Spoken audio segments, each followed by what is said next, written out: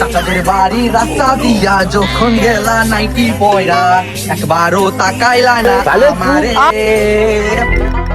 আব্বাজি কি হলো ভাই? তোমার প্রেসার এখন কেমন আছে? তোর তো ছেলে থাকলে পিসার মানা অপর নিচে হতেই থাকবে। কি হয়েছে সেটা বল। ও সেই রকম কিছু লয়, জুয়াতে আমি ৮০,০০০ টাকা হেরে গেছি।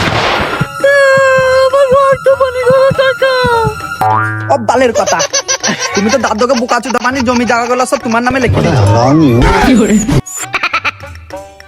কুটি পাতবো গাড়ি বাইক করে নাই বিড়ি না যা রহিম দোকান থেকে একটা বিড়ি লাই। ওই মোটর সাইকেল, আমার মোটর সাইকেলটা কি হলো ভাই? ওই মোটর সাইকেলটা বিক্রি করি তো আমি জুয়ার টাকাগুলো সব শোধ করেছি। তুই তো শুরু করছিস না, দেখতে দিতে মানে আমাকে কোনে বেঁচে ফেলবি। তোমার ফটো দেখিনছি, সালারা ৩০০ টাকা দিতে চাইছে।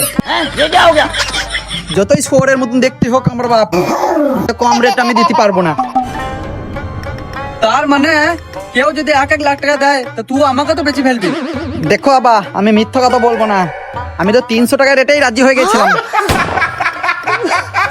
খতম। বাবা মরে গেলে নাকি? আমার তা ভালো, মরে গেলে বাড়ি ঘর গুলো এখন তো পাবো।